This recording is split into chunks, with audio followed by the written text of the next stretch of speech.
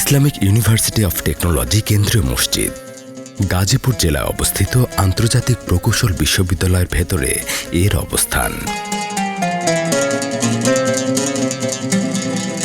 Organisation of Islamic conference বা ওআইসির সরাসরি তত্ত্বাবধানে পরিচালিত এই বিশ্ববিদ্যালয়ে ওআইসির ৫৬টি দেশের ছাত্ররা এখানে পড়তে আসে।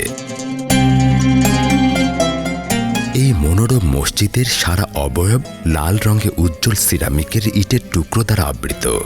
মসজিদের ভেতরে বাইরে সর্বত্রই লালচে ইটের স্থাপত্য নকশার সহজ ও সমৃদ্ধ নির্মাণশৈলী যে কারো দৃষ্টি সহজেই বিমোহিত করে তোলে।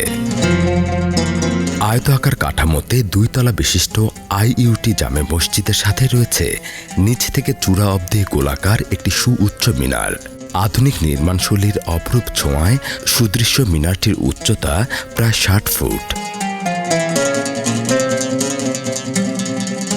মিনারের উপরিভাগে চতুষ্কোণ বিশিষ্ট আয়তাকার ঘর, যেখানে চারদিকে আজানের ধ্বনি পৌঁছে দেওয়ার জন্য মাইক স্থাপন করা হয়েছে। এই আন্তর্জাতিক প্রকৌশল বিশ্ববিদ্যালয়ের ভেতরে বিভিন্ন অনুষদ ভবন ও লাইব্রেরি ভবন থেকে কেন্দ্রীয় মসজিদে সরাসরি যাতায়াতের জন্য রয়েছে সুপরিকল্পিত রাস্তা।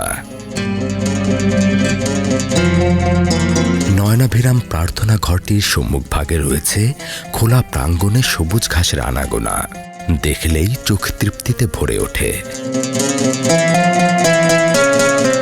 মসজিদে প্রবেশ করার জন্য ৩ দিকে ৩টি ফটক বা প্রবেশদ্বার রয়েছে। ভেতরের খোলামেলা পরিবেশের কারণে মুসল্লিরা অনায়াসে ইমাম সাহেবকে দেখতে পারেন। মসজিদের মধ্যবর্তী স্থানে সরাসরি আলো বাতাস প্রবেশের দারুণ ব্যবস্থা রয়েছে। দুই পাশে জানালাগুলো থাকে সবসময় খোলা, ফলে ফুরফুরে বাতাস সবসময় মসজিদের ভেতরে আসা যাওয়া করে। আর উপরে সিলিং ফ্যান তো অবিরাম ঘুরছেই। এই মসজিদে নামাজ আদায় করলে মনে এক অনাবিল প্রশান্তি পাওয়া যায়। প্রতিদিন এই শিক্ষা প্রতিষ্ঠানের দেশ বিদেশের ছাত্র শিক্ষকরা একই কাতারে এক আল্লাহর শুকরিয়া আদায় করতে হাজির হন এই মসজিদটিতে। জুমার নামাজের পর মসজিদ কানায় কানায় ভরে যায়। অনেক সময় মসজিদের ভেতরে জায়গা না হলে বারান্দায়ও মুসল্লিরা একত্রে নামাজ আদায় করতে পারেন।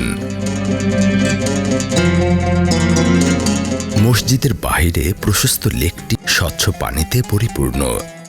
এই জলাধার বা কৃত্রিম লেকটিও যেন দর্শনীয় স্থান। লেকের চারপাশে রয়েছে বাঁধানো পাড়।